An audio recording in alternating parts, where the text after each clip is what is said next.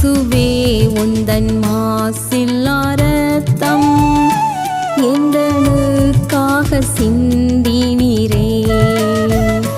கோரப்பாடுகள் யாவும் சகித்தீர், அத்தனையும் எனக்காகவோ.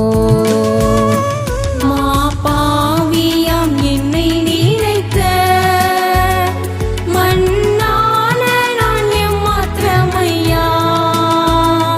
மாபாவியாம் என்னை நினைக்க மண்ணான நான் எம்மாத்திரமையா. தேவதூதரிலும் மகிபனா